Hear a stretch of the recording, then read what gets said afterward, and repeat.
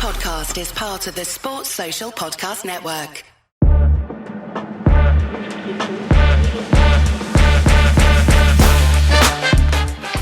Welcome to the Ospreys Eyrie.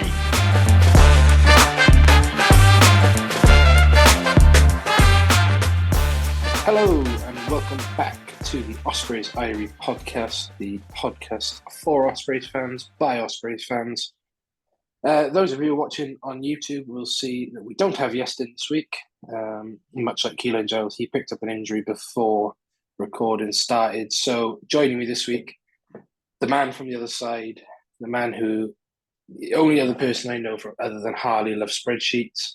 It is Huw Griffin from every rugby podcast you probably listen to. How are we, Huw? I'm very well, thank you, mate. I won't say it's a pleasure to be on because I'm on the wrong side of the podcasting planet, but it's nice to see you either way. Just wait till Lee finds out. I haven't actually told him yet that you made an appearance. You are the Simon Gardner of the podcast. Just making your way slowly through, and then as you go, you'll be another, inadequate Welsh rugby player. So the Dragons one's the only one I've not done yet. They don't really need me. They got bloody Colin Chavis on theirs. Yeah, they get all the celebrity guests on. Yeah. But that's more like a music panel show than it is an actual rugby podcast. Well, they don't want to talk about rugby, do they? What are we going to say? We lost again. Anyway. We're owned by a kebab man. Big up David Just Eat. Yeah.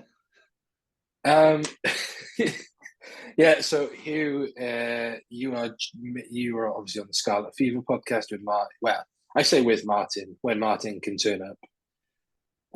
Yes, Martin occasionally makes an appearance. And our one true overlord, Lee G, the man who owns all our souls. And you're also on the Pirate Rugby podcast. Yeah, talk to us a bit about that. So we had Harley on this week, and slow week. Yeah, well, it was a spreadsheet heavy one, so I wanted to get a fellow spreadsheeter. Although we've had a couple of spreadsheeters on before, like Kean, aka Rugby Kino, is a big spreadsheet man, and we've had him on before, and he gave some really he was doing like standard deviation and things live on the pods and stuff. It was great. Jesus Christ. But yeah, so the whole concept behind that was that we do the obscure stuff. So we talk about the rugby that no one else is talking about. And since the URC has come back, it's just become like a URC general pod. So we talk about the South Africans and the Italians and things, as well as I talk about Welsh stuff.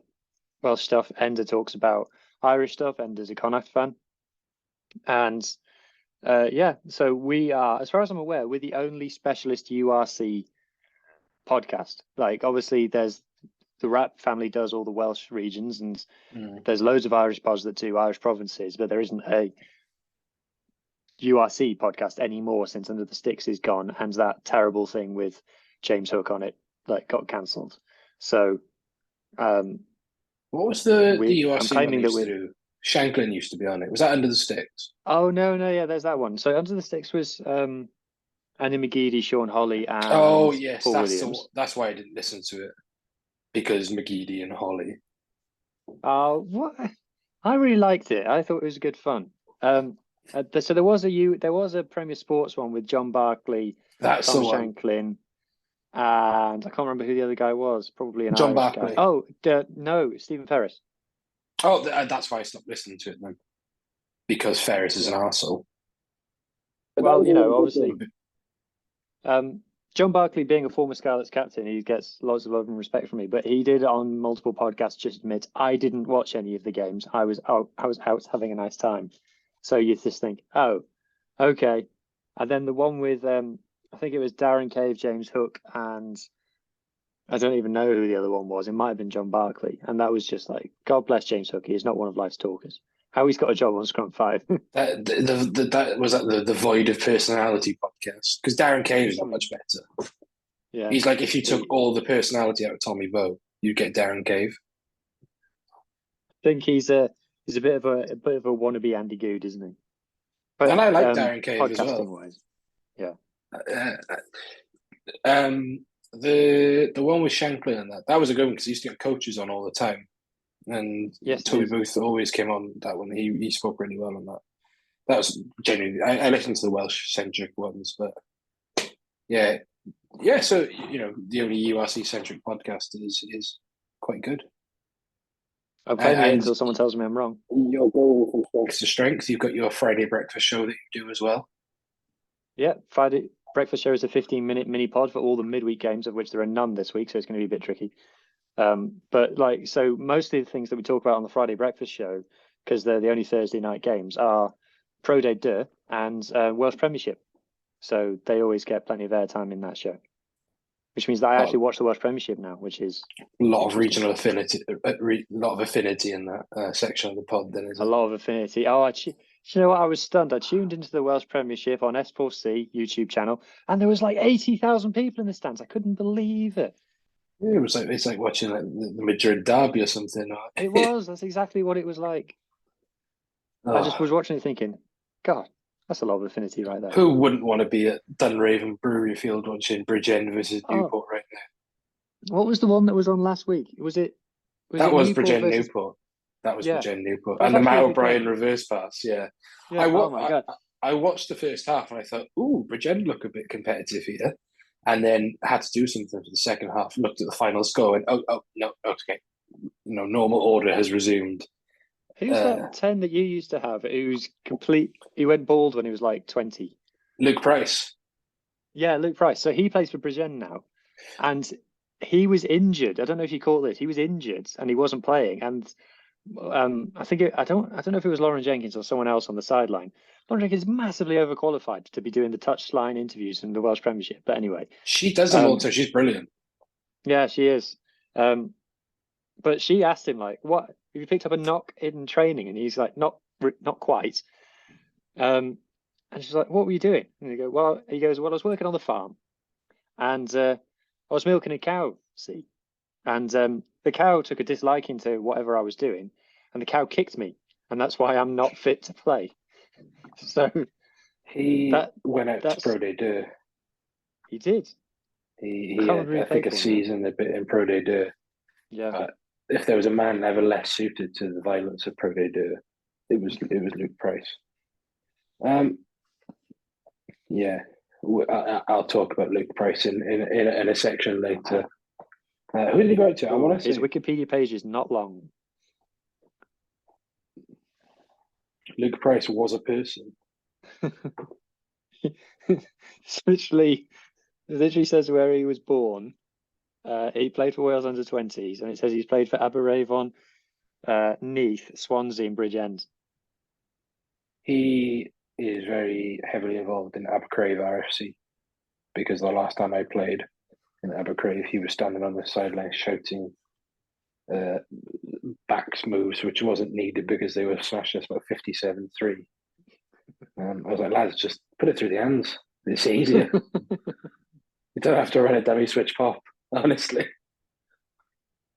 Let's go into the news desk. Yeston is very sorry he can't be here for the final pod of the year. But, it is an injury crisis at the minute in Welsh rugby, apparently. I blame budget cuts, personally. I do. Yeah, so he will be back. Apparently, Toby Booth's cup of tea went cold, bloody budget cuts. Probably would at Llandarcy at all. Let's go into the news desk. But there is actually no news from an Ospreys point of view. For once, it has been a very, very quiet week, apart from two things, actually. I won a competition where I am going to get some kicking lessons off some Ospreys players. Oh my God. Yeah. What did you do to win it? I just entered in their 12 Days of Christmas thing. I entered at the start. I was like, maybe win like a hospitality box, maybe, a nice signed jersey or a signed ball. Nope. I get some kicking lessons, which is great, other than the fact that I'm a loosehead prop. So I've told my club I am going to return a 90% goal kicker. If needed. I thought loosehead props were the most talented player on the team anyway. True. But yeah, so I won that competition, and then also Justin Tipuric is in a moon boot. Now, given that he injured his thumb against the Dragons, this has escalated quickly. Look, I know the standard of physio in Welsh rugby is clearly low, right? Look at the injury list. But even I, not a physio, a man with a history degree, knows that your thumb and your ankle are not the same things. So, yeah, whether that's something that he is just fixing while he was having his 6 to 8 week layoff with his thumb, because he definitely did have surgery on his thumb. There is photo evidence out there with him in a sling and a cast on, but now he's in a moon boot. So clearly something's happening. That's quite gutting. Other than that, the only news that relates to the Ospreys is to do with the Scarlets. And in the press conference today, which is I assume just the Scarlets one took place today because Ospreys haven't released anything yet. It is that red card merchant Sam Lousy is back in selection mix, and the man with the biggest arse in Welsh rugby, Joe Roberts, is also back in selection mix. Huw, how do you feel about that one? Yeah, everyone's back from our injury list. Well, Sam Lousy was actually injured. Well, the rumour was that he was actually back in his bags, but that appears to now be not true. But yeah, obviously great news for both of those. Like the difference between a functional midfield and a non-functional midfield is Joe Roberts, and him at 13. Like I genuinely, and the competition isn't mad, but I genuinely think he's the best 13 in Wales. And I was noting down what I think my regional team of the year so far is, and I got to the outside centre, and I was like, Jesus, there are no candidates to be the regional 13 of the season so far. Yeah, like, I'm not putting Ray Lilo in just because he ran past a few Bath players the other night. Like Reece Priestland did that to Sale last year. In terms of 13, you could Mason Grady's played his best rugby at wing. Yep. Owen Watkin, when he's been at 13, is defensively brilliant, but as you'll allude to many times in this pod, Osprey's backs don't get the ball, which is fair enough. I couldn't even tell you who the Dragons 13 is. Steph Hughes has been flicking between the two. But he's not had a good season at all. He's probably been the weakest part of the Dragons game. Well, he's their captain, isn't he? He's got to play. Yeah. And so by default, it's Joe Roberts, which is a very Scarlets way to win, is by default. And then another piece of news, the piece of news is that it has been revealed that there's over 9,000 tickets being sold, which is mad considering the Scarlets have not advertised this game whatsoever. Yes. We on the Scarlets Fever are claiming credit for this because we ranted and raved about how the Scarlets aren't promoting games on social media compared to the other three regions. And then a couple of other people tweeted it, like... One more gap did, didn't they? Yeah, tweeted that Scarlets haven't tweeted about this game on Boxing Day in 2 weeks. And then the Scarlets did 3 tweets in 3 hours about it that afternoon and leaked to Simon Thomas that there were 9,000 tickets sold. So obviously someone's had a kick up the arse in the Scarlets to get the news out. And it is kind of surprising, really, given how terrible we are and that they didn't advertise it at all, that 9,000 fans have just decided to turn up out of habit. I don't know. Yeah, the Boxing Day one is very much a family. I've been to a few of the Boxing Day games there. I don't, and the whole family generally, like at least myself and my grandfather, who always go to the games anyway, and then at least my mother and father will go, and then whether like my brother will. So yeah, it is generally a family affair. Whereas like Scarlets versus Zebra or Ospreys versus Benetton are just for your people who want to go watch rugby. So I think on just tradition alone, they would have probably sold at least 7,500, not 7.5 tickets.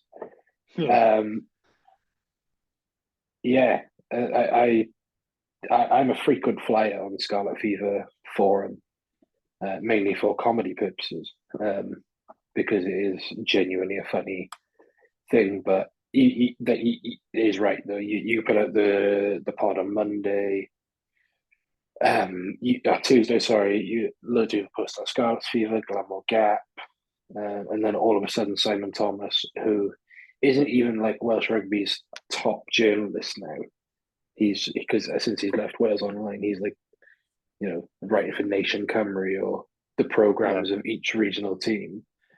He's the one getting the leak, not even Steph Thomas or someone like that. So, but look, 9,000 tickets, probably going to be about 10, just over 10 there, 10,000. We'll take that.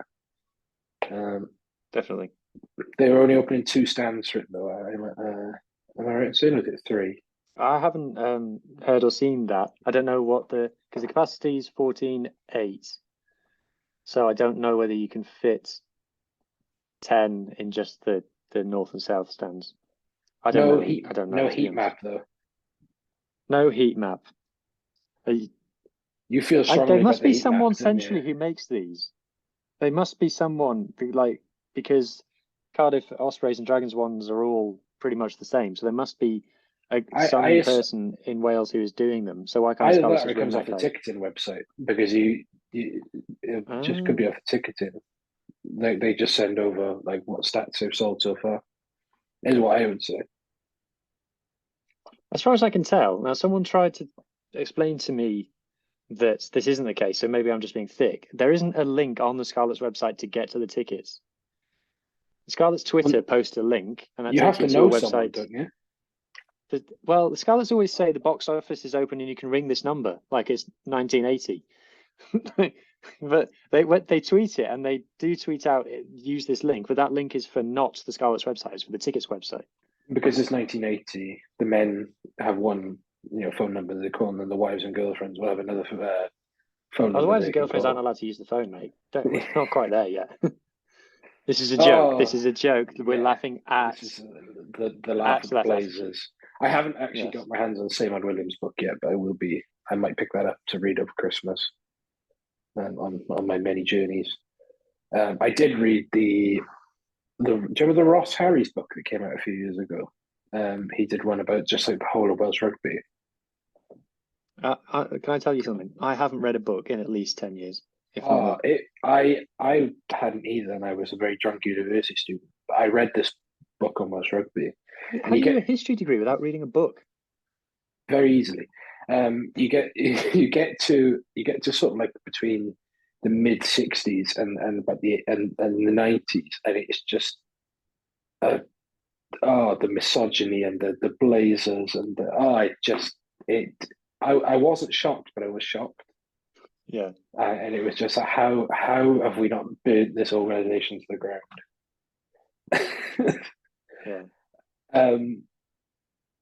yeah. So let's move on quickly before we get cancelled. And I'm going to get a very angry message off Lee. European weekend part 2. Not a good weekend for all of the Welsh regions. 4 losses, 2 probably in a better shape than the other 2. Dragons pushed Poe really close. Us too. I'm trying to avoid saying that. Dragons pushed Poe really close. That was a really good game. I watched that. Dragons took their tries well. Cardiff restored pride in Welsh rugby by, one sec, let me check my notes.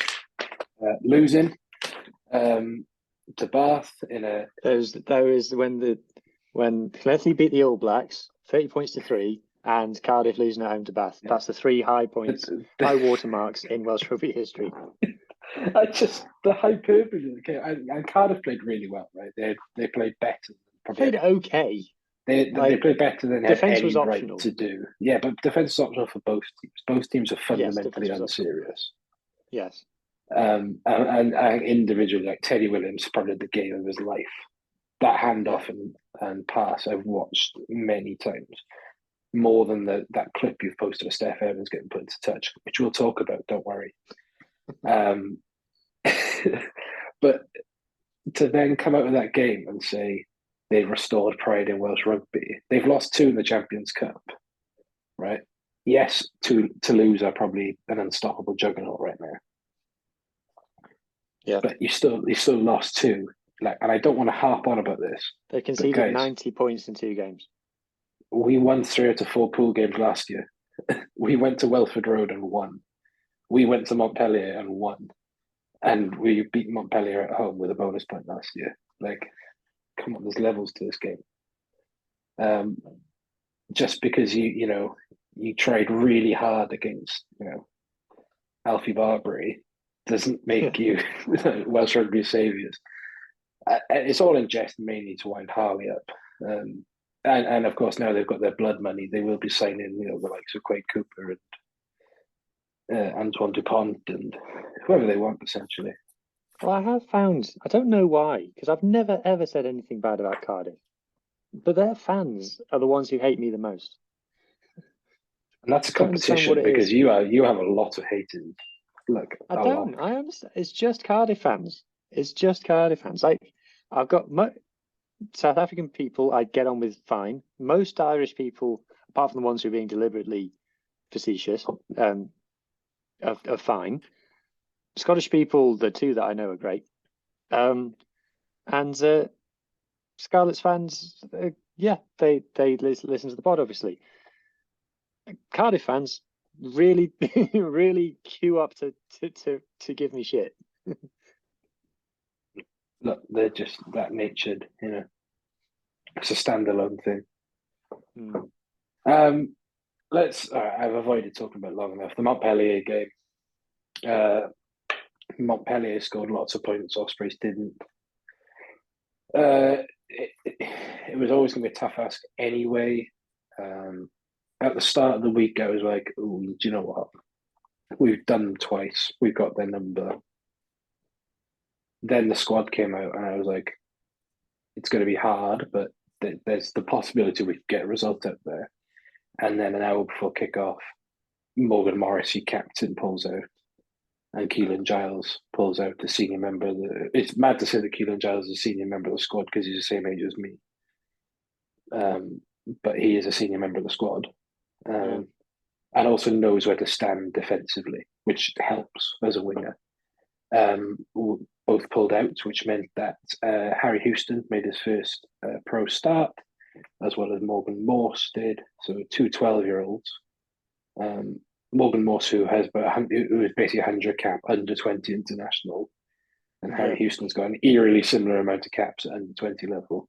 And then hooker Lewis Lloyd, who is also 12, covered the back row on the bench. So that's where we were in terms of squad depth coming into that game. And then we were just physically outmuscled.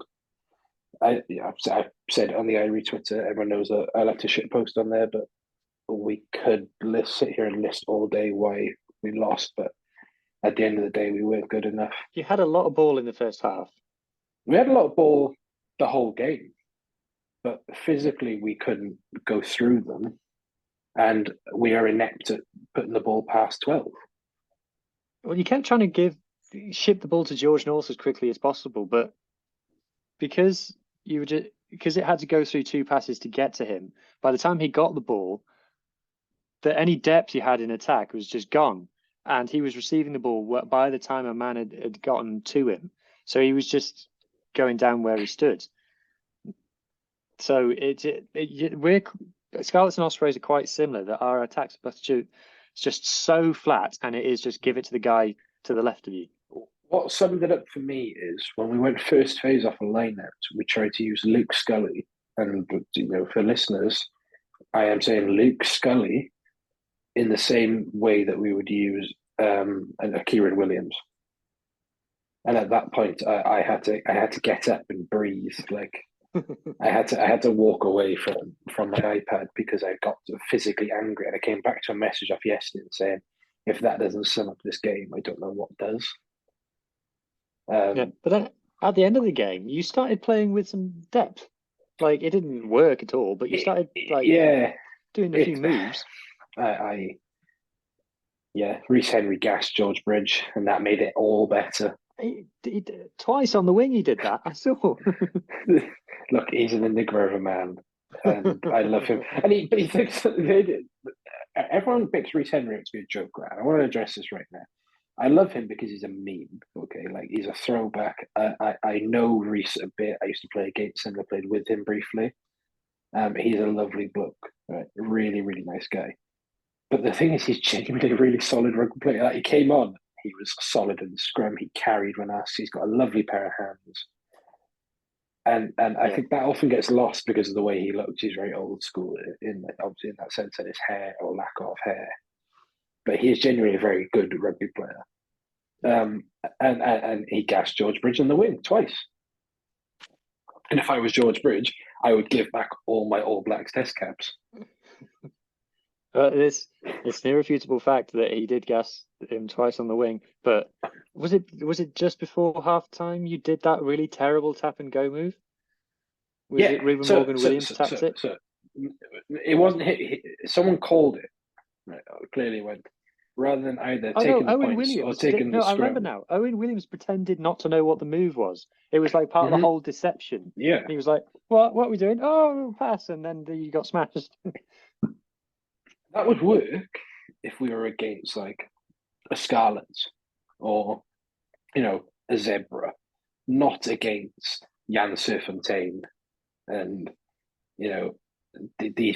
this big, massive Montpellier pack, who, by the way, at that point, I conceded 3 penalties in the scrum. Why will we? I get the risk going for the scrum, but Tom Boter literally had their loose head on toast.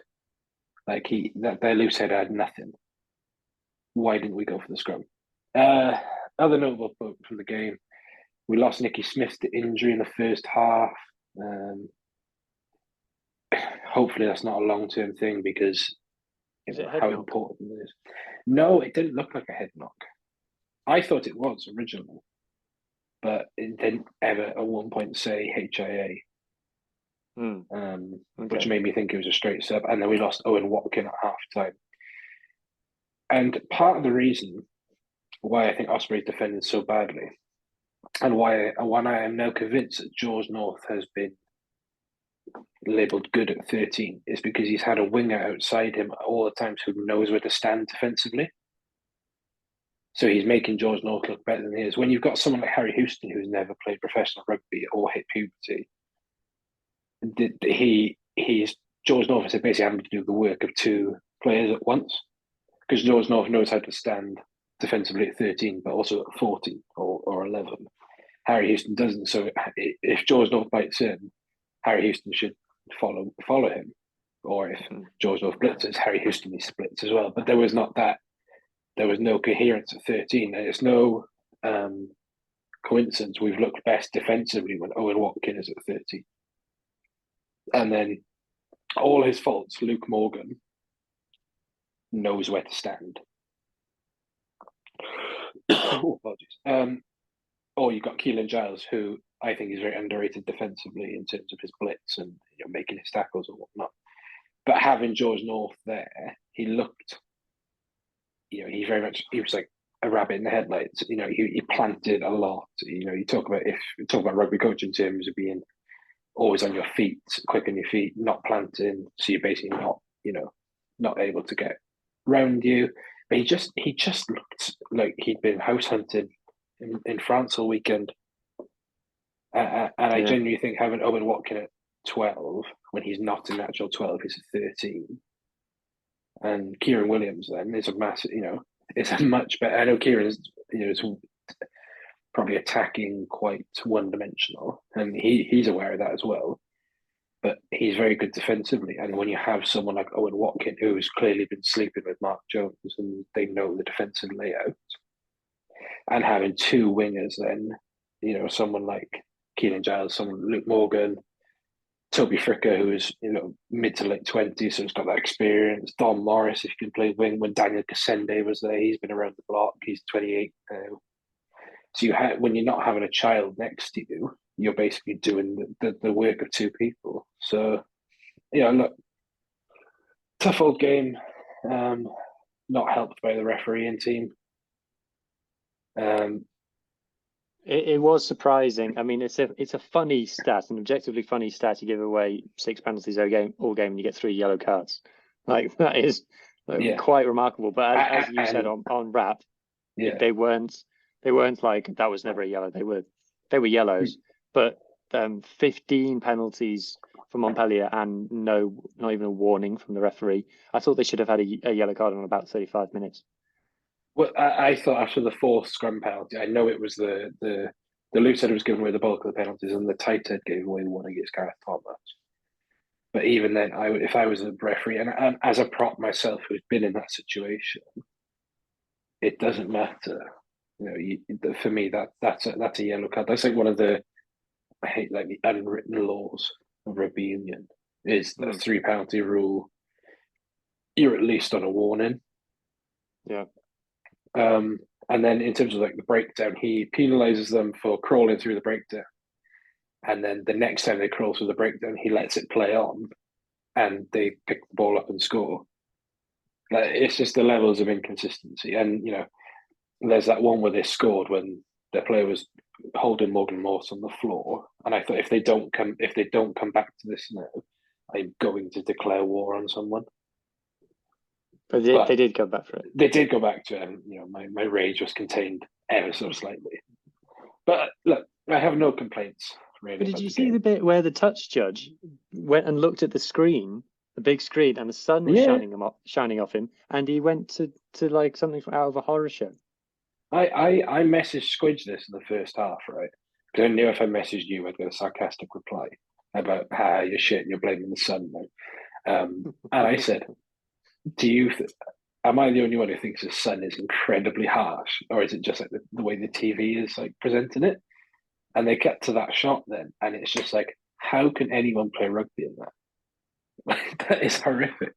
That is the worst sunlight. And no wonder the Ospreys, they've never seen sun like that. They've never seen the sun, let alone sun like that. Poor old Harry Houston. Even when he played in the under-20s in South Africa, it was pissing it down the whole time he was there. Morgan Morse, I think, was birthed in the rain. Like, I don't think he's ever seen it.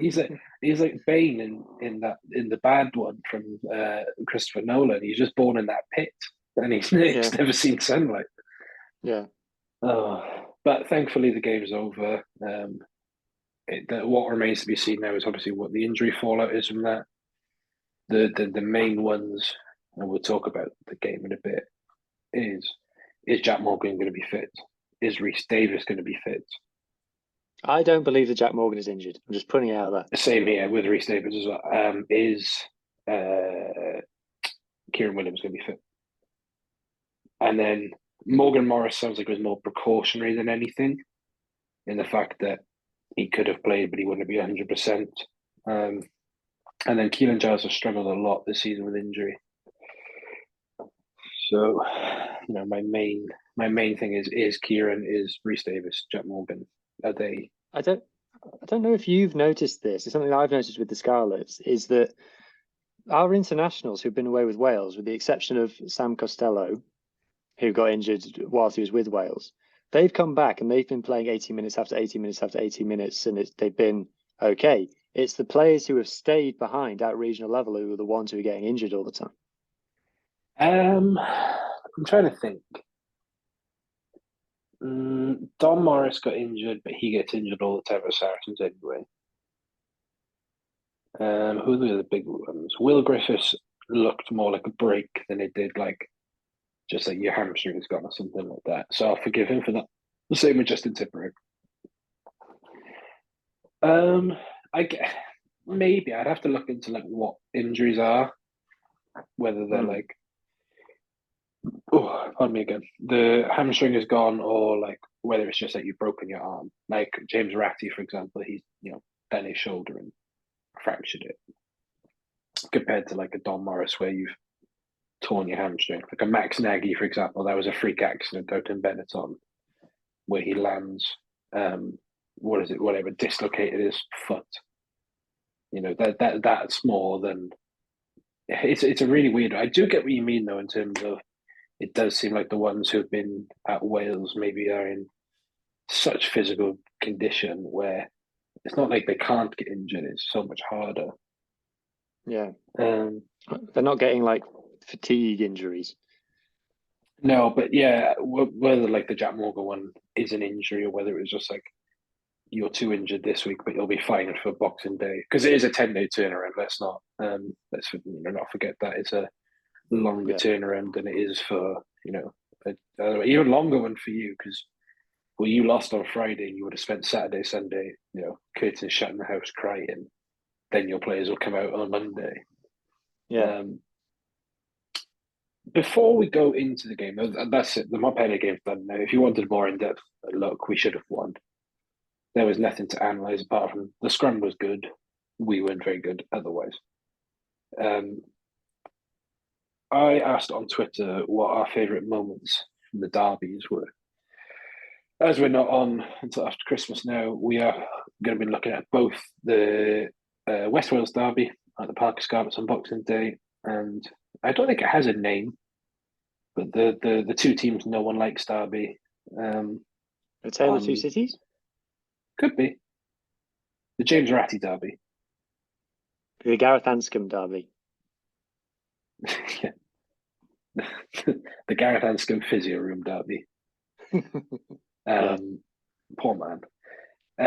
On New Year's Day at the Brewery Field. I asked on Twitter people's favourite moments from said derby. And a few of you got in touch, but Huw and I have also collated our favourite moments from the derbies. Let's see. Where are we? So, Jack Roberts, this is one of my favourite ones. Dimitri Arhip sprinted down the touchline to hand the ball off to Eli Walker. Yeah, I saw that one earlier in my highlights watching. Dimitri Arhip, a very underrated prop. Will go down as a legend. I met him at the club shop once. And he was on FaceTime. Did you know that he's Moldovan? Yeah. Well, that's the thing. He was on FaceTime to his family back in Moldova. Right. And then he went to the cashier. He was like trying to work out the size difference between like EU and UK. And he did that. Then he picked like 5 kits off the shelf and just took them to the register. And he sent them back to his family in Moldova. But he wasn't the nicest man in the world. And then Eli Walker, what a man! Career cut too short. Me and Yeston spoke about this a lot. I went to school with his brother, and Eli was the nicest man ever. And a career really Eli cut Walker. too short. Yeah, he retired at like 26 or something like that. But really good. And then Chris Jones. This is another great one. He won't remember this because rugby wasn't invented until 2017. Paul James scoring 2 tries at Parc y Scarlets, and then in 2010 being on the way to Liberty, only to be told the game is off because of frozen pipes. Very Ospreys. And then the next day, hammering the Scarlets 60 points to 17, which I'll come on to in a minute. But Paul James and scoring 2 tries does not sound like it should be in the same sentence together.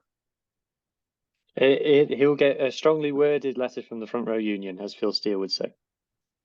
Phil Steele, what a man. Yeah, how does he? Do you reckon Phil Steele hates Dewi Lakeland? Oh yeah, maybe he does. Or all hookers now. Yeah. What's his name? John Matthews up in Yeah. Johnny up in Matthews was Glasgow. disqualified from the Front Row Union ages ago. Yeah. Bastard. So, Huw, what were your favourite moments from the West Wales derby? So in preparation for this, I hopped on the old YouTube and I had a look down some highlights. Now, I didn't stray much further back than 2017 because there was no rugby before then. And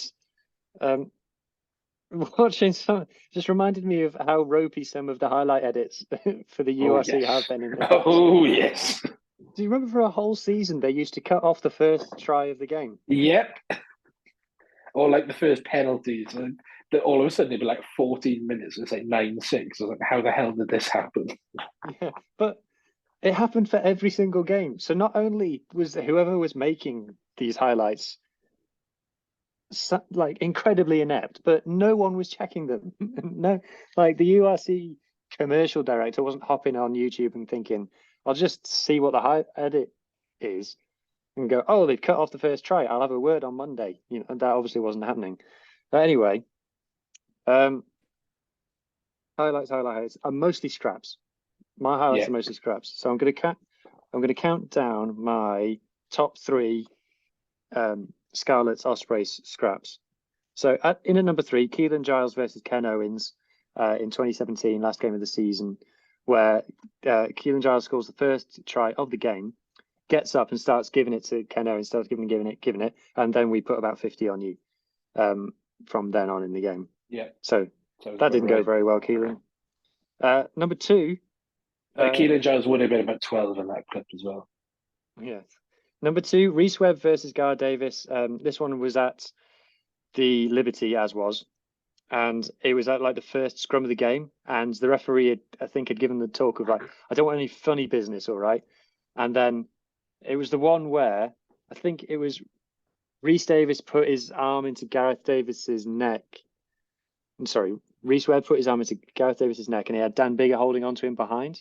And there was the 3 of them in the middle of the pitch, and the play was like 50 meters back that way. But those two were having a bit of a scrap. And to be honest, not a fight in a West Wales derby, if the 2 scrum half centre of a fight, what's the point? Historically, that wasn't a fight over rugby. That was a fight over tannin products. My tan's better than yours. And then in at number 1, my favourite ever Scarlets Ospreys fight was in the 44 points to 0 game.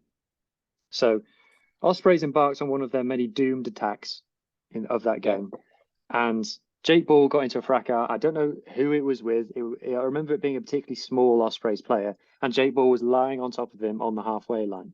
Ospreys break downfield and get up to the Scarlets try line. Scarlets turn the ball over, counterattack, and run backfield, running again past the fight that was still happening on the halfway line. Carry on. Scarlets score. Referee chalks it off and brings it back because of the fight.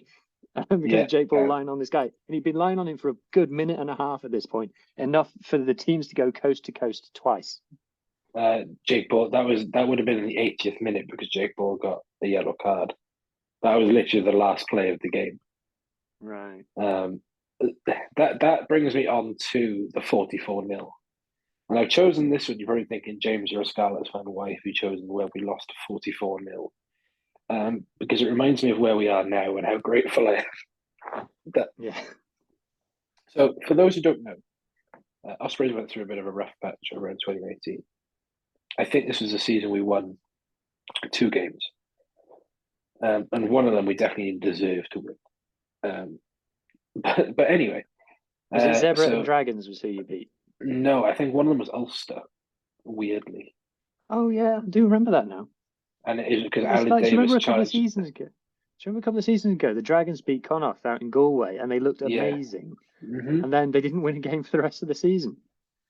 So, this is the Scarlets team that won 44-0. So, Wyn Jones, Ken Owens, Samson Lee. Great front row. Great. Jake Ball and Sam Losey. They've never had a better second row since.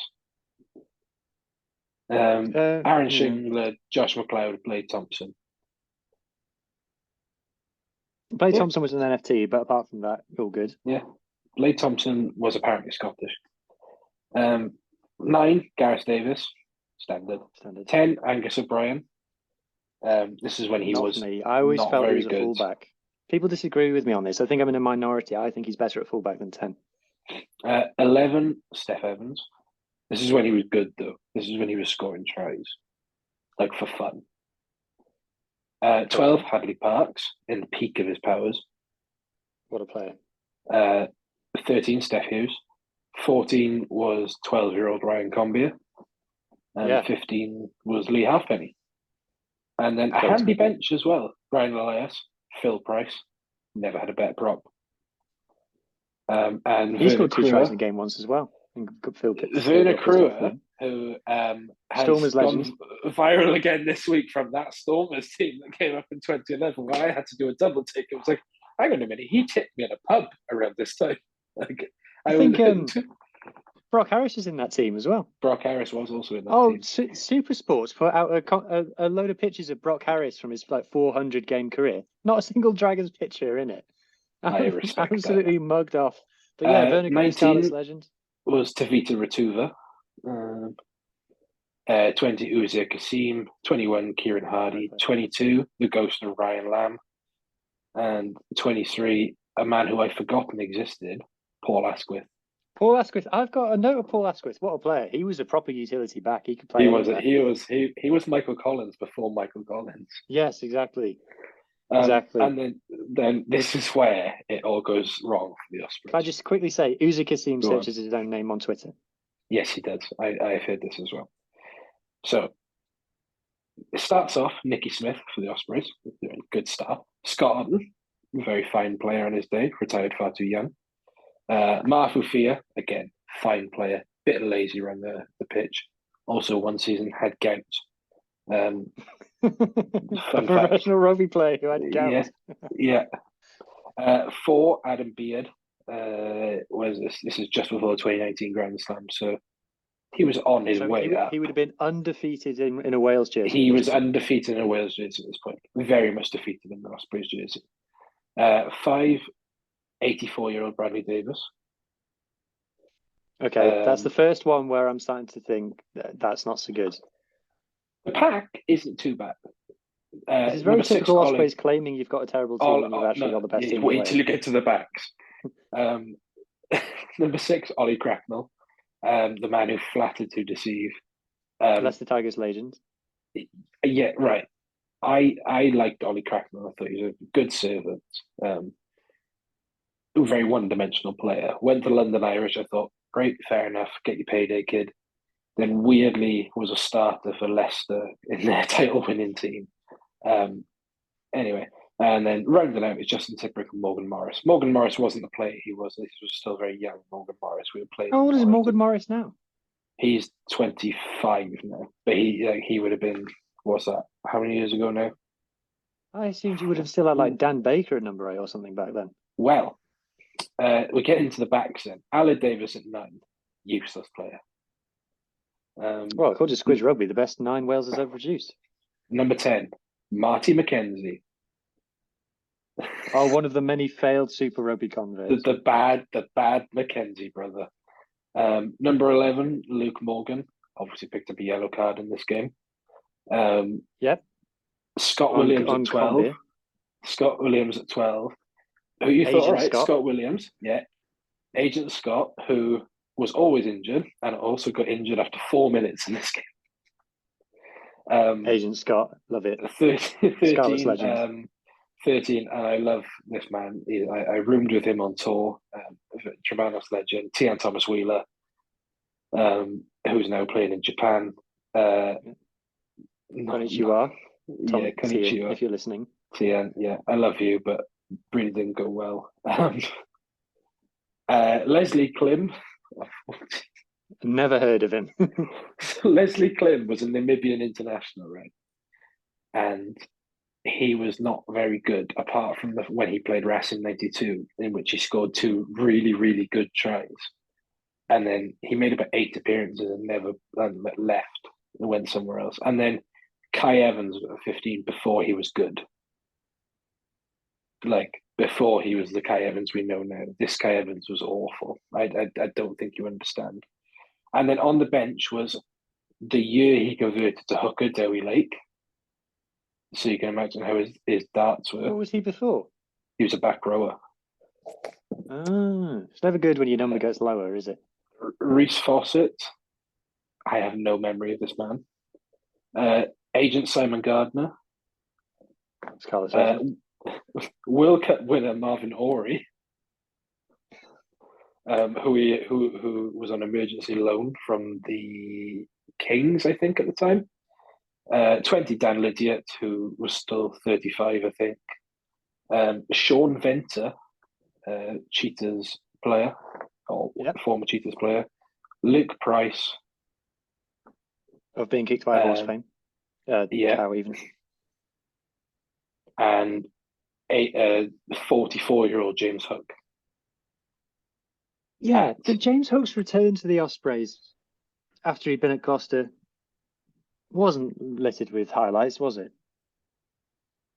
No, really not. Ask Squidge about that. He will give you strong feelings. I rewatched recently Squidge's first ever rugby video, which was why are the Ospreys so shit? And he did his kick, pass, run, dummy count for James Hook, and James Hook dummied more than he did anything else. So that was a low point in the Ospreys. I remember I wasn't even at the game. I was at my grandparents and just wanted to cry. I was like, why have I come home for this?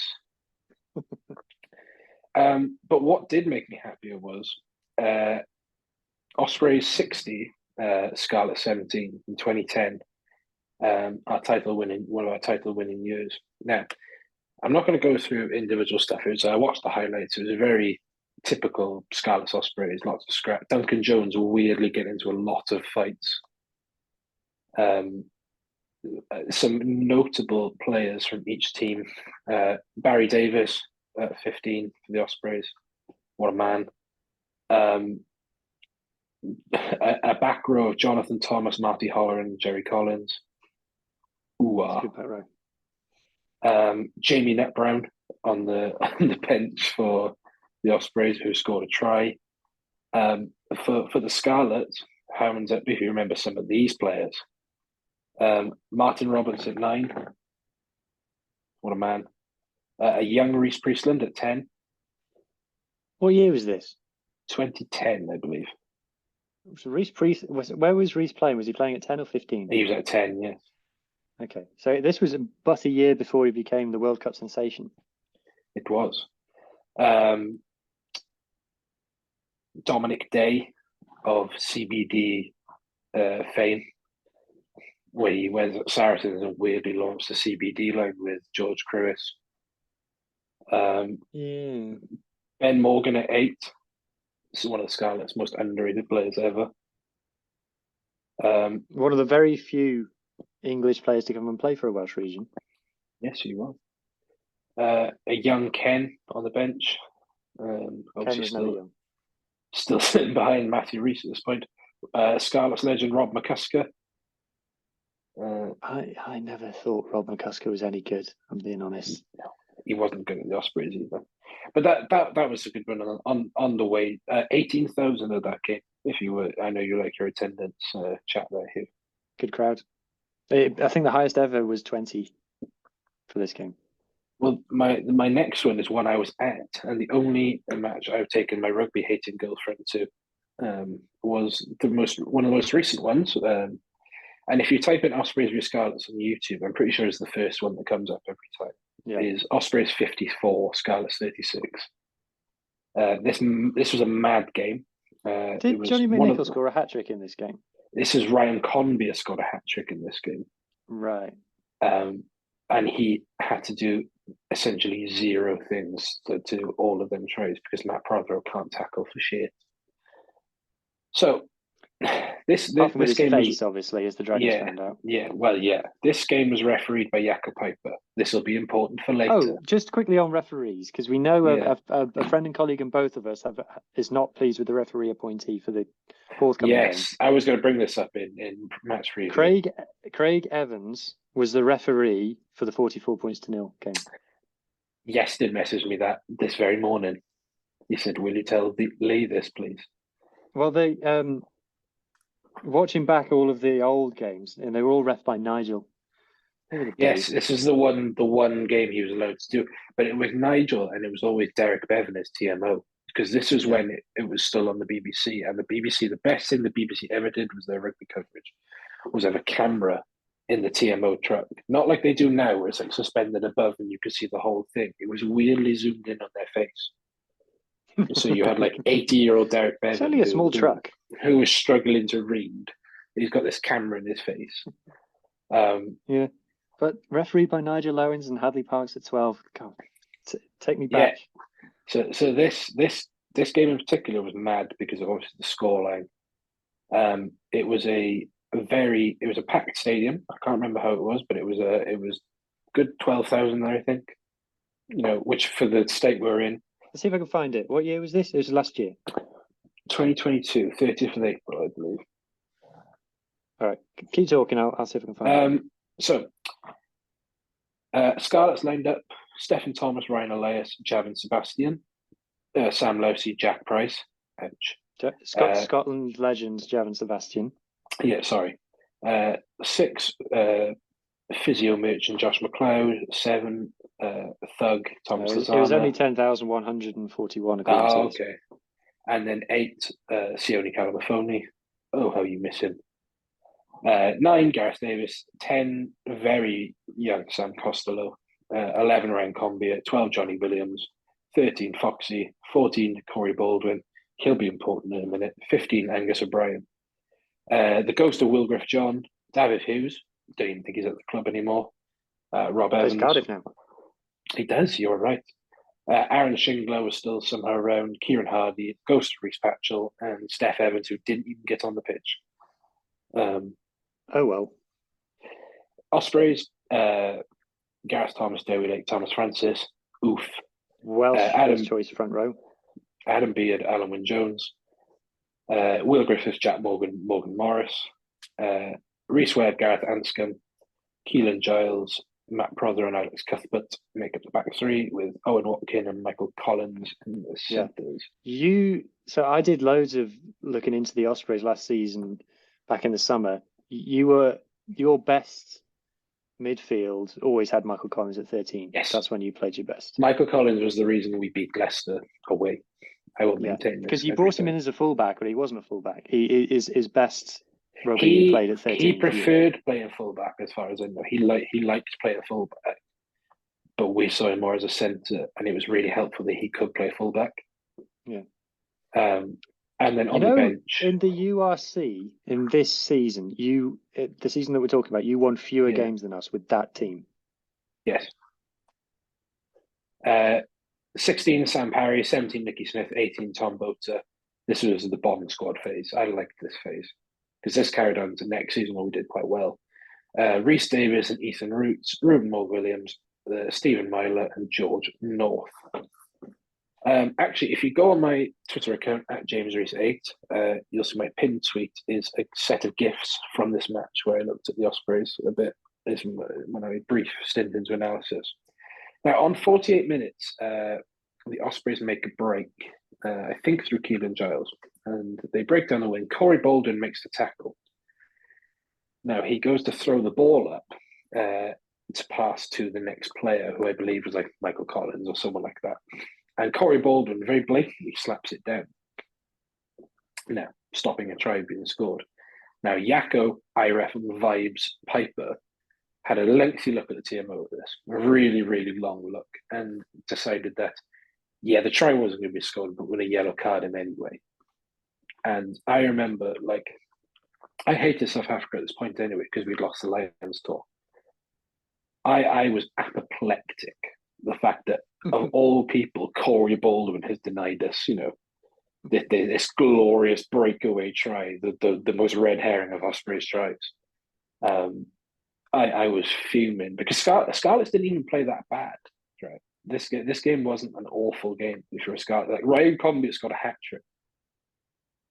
Again, admittedly, only had to go around Matt Prothero. And then Sam Costello had a really good game. Took the ball to the line really well, as he always does because he's excellent. But Taylor's oldest type. Scarlets can't handle teams who are physical. And that's what it was. It was genuinely just Ospreys just kept knocking on the door. Was this Glenn Delaney era Scarlets? Didn't you go the season before, or am I? No, it must have. Did we have anyone between Glenn Delaney and Dwayne? We didn't, did we? It must have been. I should know these things. Glenn Delaney. It was a memorable game because Ospreys had a really nice they had a proper all black kit. Yeah, it looked really good. The Umbro kits looked really nice. We had the all black and the all white one that season because the card. I'm not going to talk about any Cardiff memorable one, but we went up to Cardiff that season and won 22-9, and it was beautiful because we had that all white kit on in the sun. The last game, quickly, I want to talk about before we go on to the actual preview of the derby is, again, in our title winning year, Ospreys 32, Scarlets 3. Now, this game is notable for nothing apart from Scarlets finished the game with 12 men on the field in true Scarlets fashion. Did you finish with 16 on?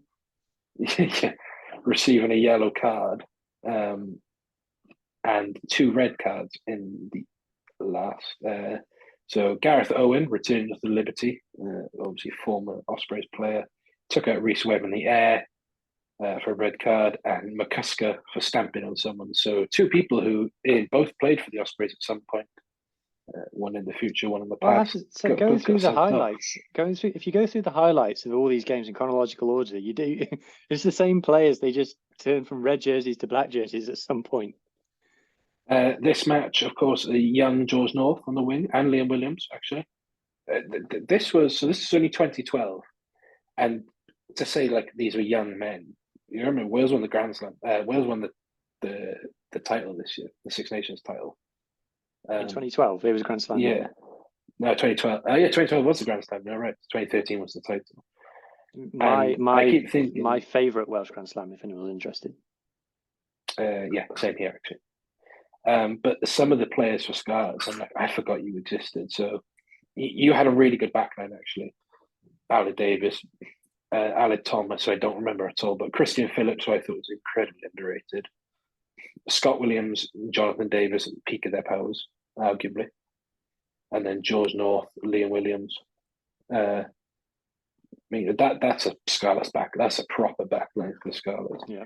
But then you had Phil John, Matthew Rees, Samson Lee, Jake Ball, and George Earl, who I remember liking George Earl because he's a proper gnarly, horrible second row. And then Josh Turnbull, Aaron Shingler, and Kieran Murphy, who I don't remember. I don't know him. But this is if you ask anyone really what the Ospreys team was in 20, this is like what a lot of people remember because everyone remembers like the 2012. ones. Can I guess? Can I try guessing? Go on, try and guess. Start of 15. Start of 15. 2012. So Lee Byrne's gone to Claremont by this point. Lee Byrne has gone to Claremont. So is it Dan Evans? No, Dan Evans came in like 2014. I'll give you a hint. He's a backs coach at the Ospreys now. An oxymoron. Oh no, the only coach of yours that I can name apart from Toby Booth is Mark Jones.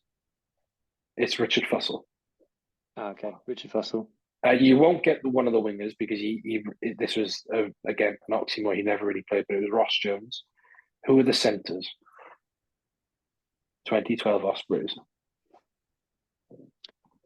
I might be a few years out. I want to say Andrew Bishop. Andrew Bishop was at 13, the man who never missed a tackle. Oof. Who was inside centre? It wasn't. It would have been Hook. No, Hook was gone. He was firmly a 10 during this phase. Yeah. I don't know because Wales was obviously Fox and Jamie. Who was the other 12 knocking on the door of Wales at that time? I only remember really Scott Williams being the other one compared to them. It was Ashley Beck. Oh yes, of course. I was about to say Josh Matavesi. No, he was a bit later. He was again 2014. Ashley Beck, Bryden Thunder. Yes, he's a fantastic coach. Worcester legend as well. A team that we both have to support because they're an amalgamation of the Ospreys and the Scarlets. They are. Who was it? Who else was the wing? Who was the other winger? We talked about him earlier. Eli Walker. It was Eli Walker. 10 you should get very easily. Dan Bigger. This is peak Dan Bigger. This is peak shoulder pads and Cliff Dan Bigger as well. When he had them obscene like Lady Gaga shoulder pads, which were like up here. You say peak Dan Bigger. I did a thread on Dan Bigger. I think Dan Bigger's peak was 2021. I meant maybe an Ospreys jersey then. Okay. So yeah, Dan Bigger. Who was it? 9 and captain? No. It wasn't the Fijian guy. It was Khan Fatwali. I knew he had one of those names. Yeah. Yes, because he played for the Barbarians against the Lions in 2013 in Hong Kong. He did. Yes, he did. That's all the really important and useful knowledge I don't have because I do know that. Luke said prop. Full James. No, Ryan Bevington. Oh yes, God, he was a Wales Online favourite, wasn't he? Yeah, man, also heavily into crypto. Hooker, Good luck to him. Oh, I do know Richard Hibbard, Richard Hibbard. Tight head prop. Adam Jones. Yeah, the only man who played tight head prop for the Ospreys for about 10 years. Who with the second rows? Was it Ian Evans and Alan Jones? No, they were not in the team. Ooh, okay. I don't know then. So it would have been Ian Goff, who Oh, was was he at still the end of around? his career. He was still around. It wouldn't have been Ryan Jones at that point, would it? Ryan Jones is in the team. He's at 6. He's at 6. It's James King. So Oh weirdly, yeah, he was. they Gatland went for tried to play him King. at 8. Well, he was an 8. This is the thing. It's just we always had better 8s. But James King was very much like a Josh Turnbull in that he would play anywhere. Very underrated player. Ryan Jones at 7 was Tibbs. And then number 8, he was in My Streets Won't Forget 15. The Cornish legend, Joe Beerman. Yeah, Joe Beerman. And then I'll tell you what, notably that's only Hanno Dirksen away from being your ultimate team, isn't it? well, as well as Alan Wynne Jones and Ian Evans. On the bench, Scott Baldwin, Duncan Jones near the end of his career, Kai Griffiths, London Welsh director of rugby, Lloyd Piers, who is Lloyd Ashley. Oh yes, I remember now. Morgan Allen, very underrated player. Rhys Webb was on the bench. Matthew Morgan, Andy Howell's favourite player. Should Best be 10 Wales has ever produced, according to Andy Howell. And then Tom Isaacs. Never heard of him. 22. This was before 23. Of course, refereed by Nigel Owens. Of course. With Derek Bevan as TM. They were inseparable. And it was the I only think thing. Nigel should still be allowed to referee this game. Yeah, I say absolutely. allowed. I bet if Nigel rang up the URC tomorrow and said, I fancy coming back, they'd be like, yeah. And you come, they'd be like, Chris Busby, on your bike, mate. Who would I rather? Sam Grove White has an agenda against Cardiff, or Nigel Owens? Listeners, that's a joke. Sam Grove White does not have an agenda. Imagine thinking that Sam Groves White gives a shit about Cardiff. That was a good fun trip down memory lane. That was actually a really fun nostalgia trip. I'm going to do more of that. But let's very quickly because we are. Go on. You have one more. No, I looked up because watching all these highlights from games like even just like 2 or 3 or 4 years ago, I was like, God, our team used to be mint. What happened to them all? And so I looked up the team that we had when we won the Champions Cup quarterfinal against La Rochelle. Here we go. For all the Ospreys listening, yes, you are allowed to win European quarterfinals occasionally. You're allowed to win scrums as well, Huw, but it doesn't stop you. So of the team that we had on that day, players who still play for us: Scott Williams, Steph Evans, Gareth Davis, Ken Owens, Ryan Elias, Josh McLeod, and Dan Jones. Ooh. They're the only 7 players of that 23 who are still on the books of the Scarlets. Wow. Who else would have been in that team? See if I can name the team. When was this now? 2017? This was, it would have been 2018 by the time the game was played. It was 17-18 season. So, right. Prop would have been... Right.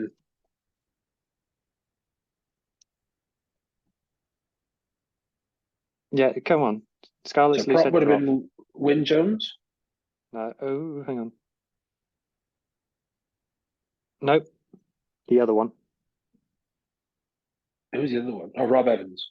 Yes. So Rob Evans, Ken. Yes. Samson. Yeah.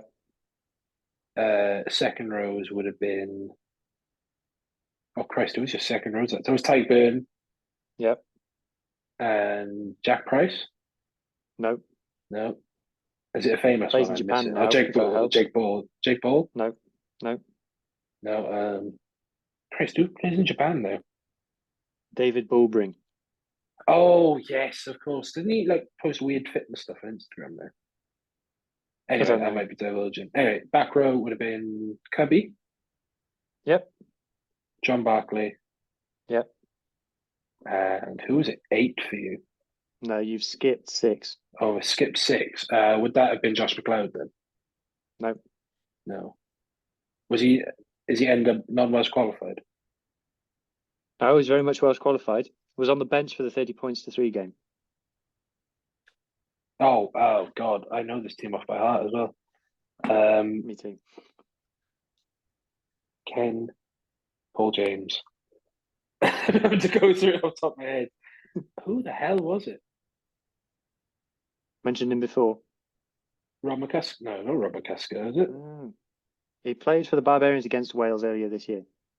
Barbarians. Oh, Shingler, yeah. Yes. The Bold Menace. Yes. 9, Cowdor. Yes. 10 would have been... Is that still Patchell? Yep. Steph Evans on the wing. Yep. Centres, Scott... No, was that Scott or Hadley? Scott? Hadley. You're allowed 2 centres in a team. Yeah, no, but Foxy surely is 13. Foxy was injured. Foxy, so it's Scott and Hadley then. Yes. Okay. Scott at 13 scored a try. Okay, Scott at 13 scored a try. Hadley at 12. Other wing, would that Now, okay, be... right. We talked about him earlier. Legendary utility back. Paul Asquith, Yeah. the hero, and then 15, Sanjay. No. Oh no, Sanjay was in Saracens at this point, wasn't he? Was it Halfpenny? It was.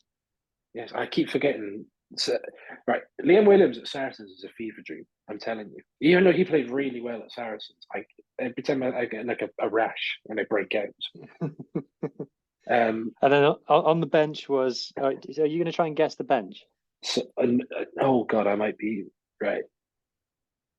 So one of I'll them's be honest, obviously there's one on here. The replacement Lou said, I don't know who he is. who is the replacement Lou said? It's down as D Evans. I assume it's David Evans. Can't be another Dan Evans. Not a clue. No. So Elias. Okay. Yeah. Werner Kreur. Yeah. Well done. 19.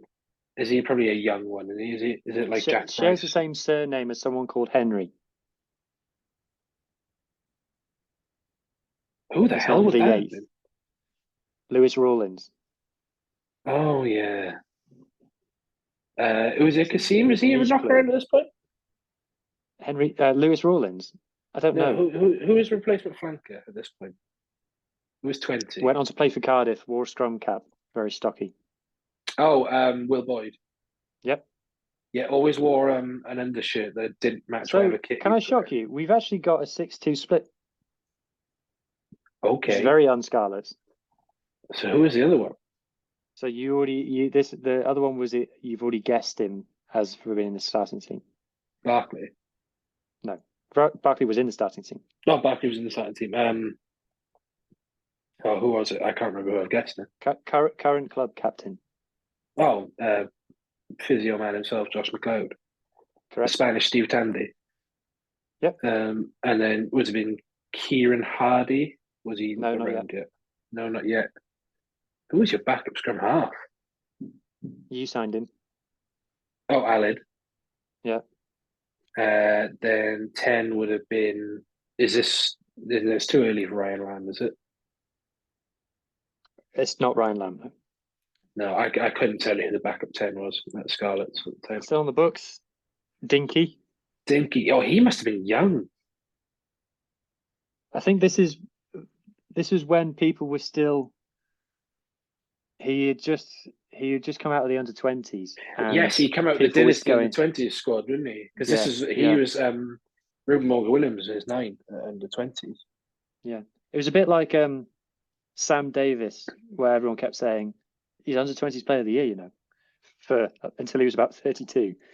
Sam Davis I maintain wasted talent at that point. Who was Sam Davis's 9 in the under-20s? Oh, Cowdor, wasn't it? Roger Williams. Oh, Roger, yeah, because he still had the same haircut. Yeah. Yeah, I've watched that game recently, actually. And then the 23, The 23 was Dan Jones. We had a 60 split. Dan Jones. Oh, yeah, 60 split. Wow. That is a good team. Right, we need to wrap it up very quickly. Very quickly, how do you feel about the West Wales derby coming up? Whenever I predict Welsh derbies, I always live by this mantra. Welsh derbies make no sense, and the wrong team always wins. So the question is, who is the wrong team? And I think that the Scarlets are the wrong team. So I think we're going to. Well, I've just read on X, formerly known as Twitter, that is forecasted light rain. Does this change your... That's not good. I was listening This is why you said that. This is why I was listening to Scrum of the Earth earlier, and David on that, who's wonderful, said... He said of the Scarlets Black Lion game, if the fans were hoping to see drizzle and disappointment, they got it. No, it wasn't disappointment, it was drizzle and futility. That's what they got. So, yes, it raining is not good for us. We cannot do line-outs and we cannot do scrums. And there's not much the Ospreys can do, but you can do those two things. No, I agree. I pretty much like the I same. say, Welsh derbies make no sense. Yeah, they agree. They'll make no sense. I hate going to Bark Scarlets. We always lose. It's been 9 years. I still think if it rains, though, I think we will win. Purely off set piece alone. Unless Harry O'Connor has done Scott Williams to do a cross kick to Josh McLeod no. this time. Imagine they're both fit and imagine they both play. Imagine they do it again. My God, can you imagine? I reckon you don't announce them at all, and then the Stone Cold Steve Austin music plays, and both Josh McLeod. By God, that's the Scott Williams music. Cracks 2 protein drinks and then pours them on his head. Not that it matters because of injuries. Yestin has sent me his predicted squad. So this is Yestin's predicted squad for the weekend. At 15, Jack Walsh. 14, Luke Morgan. 13, Owen Watkin. 12, Kieran Williams. 11, Keelan Giles. 10, Owen Williams. 9, Ruben Morgan Williams. Into the forwards, Gareth Thomas, Dewi Lake, Tom Butter, James Fender, Adam Beard, Rhys Davis, Jack Morgan, and Morgan Morris. So essentially the same front row pack that beat you at the Swans.com. On the bench then, Sam Parry, Rhys Henry, Ben Warren, Harry Deeves, Tristan Davis. So, it's a 5-3 split. Luke Davis, Dan Edwards, and Matthew Provorou. If fit, that's what is the point in having Matthew Provorou on the bench? What does that help with? I'd start him. I'd start him over Giles, to be honest. I don't think he actually did anything wrong out in Montpellier. I actually thought Matt Provorou was quite decent. And he's just a bundle of energy. Rhys Henry covering loose head. Is Matt Provorou the same guy who got thrown like a frisbee by Harrison Keddy in an under-20s match? Probably. Because he played for England. Yeah, because Matt Provorou was England under-20s, yeah. Yeah, you are right. Only because he was because that was the rule where you had to, even though you were Welsh, had to play for England because you were playing in England or you were a student there. Because that's what happened to Moriarty. Yeah, I can't see anything different. And also, what happened to Nick Tompkins? He never wanted to play for England. No, never wanted to play for Wales as well. But look at that happened. Who do you have any suggestions for the Scarlets team? I can do what I would pick, and then there's what Dwayne will pick, and I don't think we would pick the same. Because Dwayne will pick Steph Evans, and I wouldn't do that. Yeah, you'd fire Steph Evans. Out of a cannon? Oh, that's a bit harsh. Yeah, you'd terminate his contract. Oh, come on, let's not be mean. So I would go, if it was me, I'd go Steph Thomas, loose heads. I'd go... Yeah. I can't really choose between Ryan Elias and Sean Evans. It doesn't really I'd go matter. Sean Evans. Ryan Elias is not playing well. No. He played really, really, really well against the Lions, and he's clearly used up all his playing well for the year. I actually thought Sean Evans ran quite well against Black Lion. I thought he was one of the only forwards to look like he made an effort. Yeah, No, I quite like it. Tight head. Oh Jesus, Harry O'Connor. Yeah, Freedom of command and show won a penalty against the Black Lion, he did. and then got yellow carded. That wasn't his yellow card though. It was Joe Joyce's yellow card. Joe Joyce. Joe Jones. Joe Jones. Sorry, Joe Joyce plays for Connor. Second row. Second row. If he's sorry, go on. Does he put Lousy straight back in? I would. I don't know. I don't really know what to do with Fafita. I don't like him at 6. I used to think that 6 was his best position. I don't think that anymore. He was an All Black at 6, wasn't he? He was, but and he was a 6 for at us. Wasps. Yes, for us, I think he's either a second row or an 8. At times against Black Lion, Fafita was playing second row and back row at the same time. Well, that's because the scrum was going backwards at a rate of knots, so he just ended up in the second row. Yeah. That wasn't our choice. That was necessity. Yeah. So I would probably Alex Craig is no brainer, and then I go Lousy next to him if Lousey's fit, and then I go Ben Williams number 6, our Lord and Saviour Teddy Leatherbarrow at number 7, and then Fafita at number 8. Tasty. Vare might be injured actually. He went off injured against Black Lion, or maybe he just couldn't live with the shame. I think it was the latter. And if he's not there to play number 8, then it's got to be Carwin. 9, Gareth Davis, easy. 10, if he is indeed a 10. Just wearing number 10. The man who will be wearing number 10 on his back, Johan Lloyd. Mm-hmm. No, actually, no, this is the team that I would do, isn't it? No, so I play Charlie Titcombe at number 10. I put Titcombe at 10 and put Lloyd back to 15. Because Lloyd can catch a high ball. He can do everything that you need to be a 15. He just wears number 10. And he knows where to stand them like Johnny McNichol. Yeah. Well, I think I'd probably move McNichol out to the wing. I don't know. Him and Tom is a bit samey. So I'd go Eddie James at 12. And I'd go Joe Roberts at 13. Yeah, I agree. I think Tom deserves to keep his place on the wing. I've toyed with the idea of putting Johnny Williams on the wing, even though that's completely never been tried before. You have spoken. Even though that's never been tried before, and I've got no data to back it up, I feel like that would work. What I would say is Scarlets have got a form for this. Because remember, they once put Hadley Parks at 10 for a West Wales derby. That did not go well. It's because Pivac basically outed Dan Jones of being a saloon door in defence. And was like, and they said, why have you picked Hadley Parks at 10? And he went, because Dan Jones can't tackle, is basically what he said. So that's what I would pick. I don't think Damon Pearl will pick anything like that. God knows where he'll pick Fafita. He's probably going, well, he's played at 6, he's played at second row, he's played at 8, so I'll pick him at loosehead this week. And then he'll pick Johan at 10, he'll probably pick Steph Evans, and then God knows what he'll do with the midfield. It's really weird because you might as well only play with 22 players because Charlie Titcombe is getting such little game time. You're like, what is the point of him existing, essentially? Yeah. Because if this was a Scarlets of old, you're like, oh, well, he'll play against the Italian teams or he'll play against Edinburgh or something like that. There's no easy game. Like, he is good. He's a good player. From the very, very little game time that he's had, he's impressed me. And actually, when he was on against Black Lion, he took the ball to the line quite well. They played wider off 10 than they did with Johan. And he kicks. So, is the West Wales derby the best one to start him in? Probably not. For vibes, I think we should go Charlie Titcombe versus Dan Edwards. I'd love that. Just scrap everything off and have vibes. Yeah.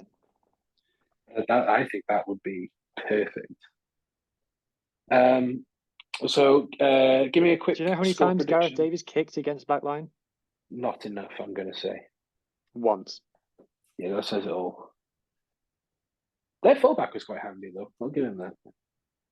The Black Lion one. Decent team. Give me a score prediction. You said Scarlets by 40 in the Scarlets Fever. But now you've heard it's Yeah, light but rain. you've got to, haven't you? Yeah, that's to appease Martin. No, Martin only said Scarlets by 20. What a fraud. West Wales derbies make no sense. Scarlets by 12. 12. I'm going to stick with Ospreys by 2. I think it'll be a very penalty-heavy game, although we're more inclined to kick for the corner. And then I know we haven't. I'm sorry, Cardiff fans. I might record a bonus pod on my own towards the new year, looking at the Cardiff game. Ospreys v Cardiff in New Year's Day is really hard to predict a game that hasn't happened. That's 2 games away because we don't know what's going to happen in this one. All I know is none of this running rugby bollocks is going to be played in Bridgend. It will be strictly in the tight 5. Anything that goes past Tinas de Beer will be met with severe booing.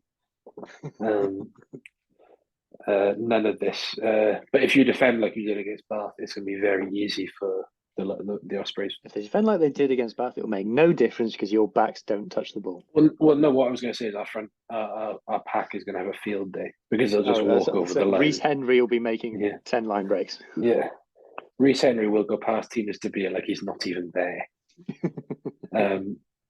Huw, thank you very much for stepping in. Can I very quickly, as a parting gift to you, give you my favourite Cardiff versus Ospreys moment? Oh yes, please do. When Gareth Anscombe missed that kick at goal at the Millennium, but the touch judges put their flags up anyway, and then signed for the Ospreys straight after. Yeah.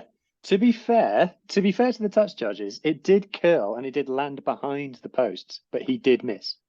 My favourite one is actually from I think it's last year at the Cardiff Arms Park, where Ethan Roots makes a perfectly legal tackle on Liam Williams, and Liam Williams flops around like he's been shot, and then Ethan Roots gets a yellow card. And the pod will know I love Ethan Roots. I think he's the best non-Welsh qualified player that's been brought in over the last couple of years, bar Callum Mahoney. In the short amount of time he was here, he made such an impact that he's now less ex the starting open side. In a very good Exeter team, a very powerful Exeter team. Exeter team that's won a couple of games recently. It doesn't matter. So, anyway, that was brilliant. Also, Reece Webb's interception try where he basically walks to the line again in that beautiful all-white kit. It comes off. It's a Priestland goes to spin the ball out wide, and honestly, I think I could have caught it and ran it in. And it was just like you could watch Reece Priestland just flops his arms down, and his soul is destroyed. More of that, please. And there was one more I had in my head.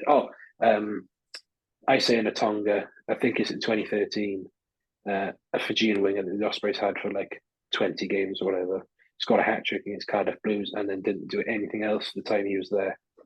But I remember that game because I was sat in the corner of the stadium and in the one bit that's uncovered and just got soaked. But it was all worth it because Isaiah Natonga scored a hat-trick. This has been the Ospreys Irie. Huw, where can we find you on socials? At Huw Griffin Rugby on Twitter. If you follow the big trail of abuse, I'm at the end of that. Or you can search Pirate Rugby Podcast on YouTube and give us a few likes and a few shares. You also may or may not run the Scarlet Fever Twitter account. Is this right? I occasionally do. I'm learning the rules. I tweeted something earlier today, and Lee sent me a WhatsApp saying we don't tweet things like that. Okay. So, you can find me at James Reese 8 on Twitter for the personal stuff, where you'll mainly find ramblings about video games and sport. And then I run the Ospreys Irie Twitter account. We've been getting some good stuff on there recently. You'll find us on YouTube. Look at the rap stuff. Christmas quizzes. Yep, if you've made it with us, Christmas quizzes. Check out the Christmas quizzes. They're all belting. Lee, Huw, Carwyn all smashed it out the park. The Ospreys one is very, very fun. I've done it, even though I submitted half the questions myself. Things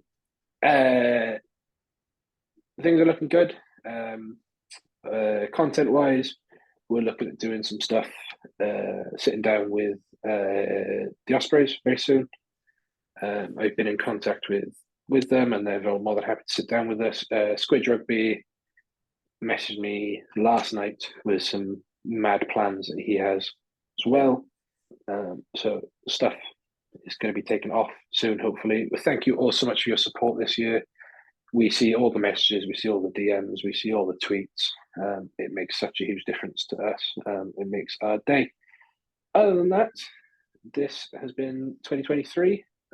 Have a wonderful Christmas if you celebrate it, and have a wonderful New Year, and we'll see you in 2024. Thank you so much.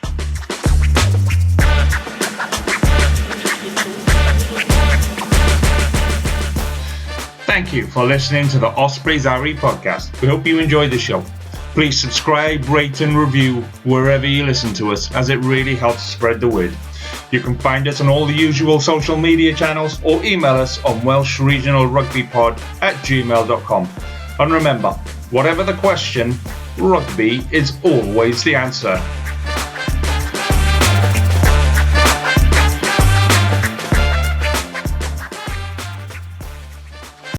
Sports Social Podcast Network.